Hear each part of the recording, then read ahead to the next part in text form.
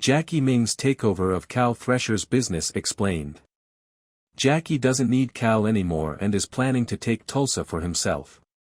The fact that Jackie Ming, Ting, ejected Cal Thresher, Neal McDonough, from their business partnership was one of the surprises in Tulsa King Season 2, Episode 8. Cal was coerced into signing a deal that would officially transfer control of the entire cannabis firm by Jackie, who had his men holding pistols at his head. Even though Jackie and Cal had always had a tense relationship, their betrayal was rather unexpected given the amount of money and expertise Cal brought to the cannabis farm and their joint earnings. Jackie had very simple reasons for kicking Cal out of the company. Jackie told Cal that he was successful because he was ruthless and took what he wanted, and he did just that with Cal's company. Additionally, Jackie had stated that he doesn't believe in half measures, thus he would never be completely satisfied as a partial partner in the weed farm. He had to start by eliminating Cal Thresher because Jackie is probably attempting to seize control of all the local criminal enterprises. It is unclear who is primarily responsible for initiating the full-scale conflict that has erupted between Sylvester Stallone's character Dwight Manfredi and Frank Grillo's character Bill Bevilacqua in Tulsa King Season 2. Dwight and Bill had initiated a gang war by the end of Tulsa King Season 2, Episode 8, and blood was already being shed. However, it's unclear who is mostly to blame for the carnage because the gang war is the result of numerous long-running conflicts and tales that have been simmering among the Tulsa King Season 2 characters for a long time. Although he wasn't entirely to blame, Dwight had to deal with some remorse in the most recent episode of Tulsa King Season 2 for allowing the gang war to worsen as it did. This season, Dwight has made a number of adversaries, including Jackie Ming, Ting, and Cal Thresher, Neal McDonough, who have exacerbated the conflict, although even they aren't entirely to fault. Particularly since the conclusion of Tulsa King Season 2, Episode 7, even Dwight's allies, primarily Tyson Mitchell, Jay Will, have contributed to the situation reaching a boiling point. Dwight's bad decisions started the conflict between him and Bill Bevilacqua. Dwight instructed Tatiana Zappardino, to return to New York with her children in order to ensure everyone's safety after he found out that Bill Bevilacqua was pursuing him and the gang and seeking blood. Tina, who had moved to Oklahoma to live with her father, was angered by that and used the argument, "Who sets the stage for bad things to happen," to persuade Dwight that he was to blame for the conflict.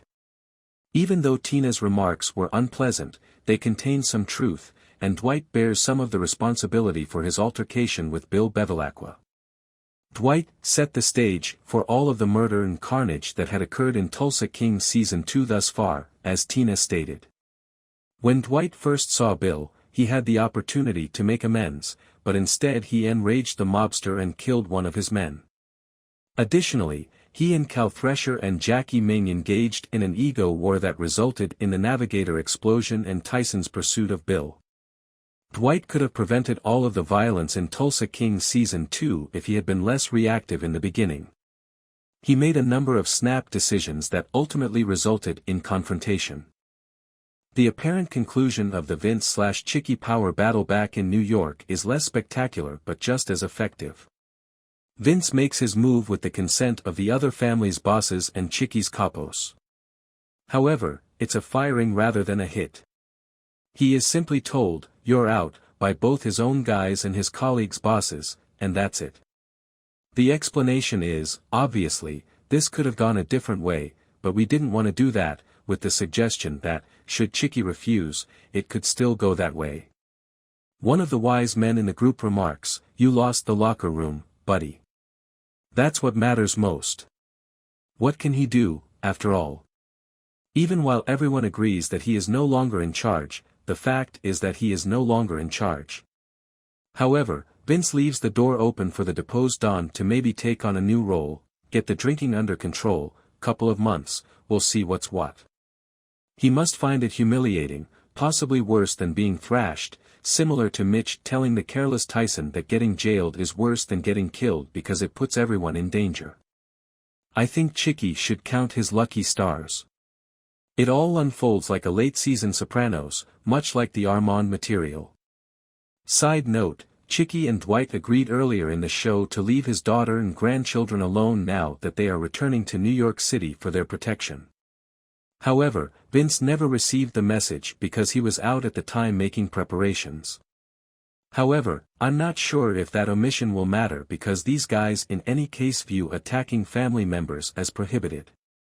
In this episode, Chickie is not the first monarch to succumb to rebellion.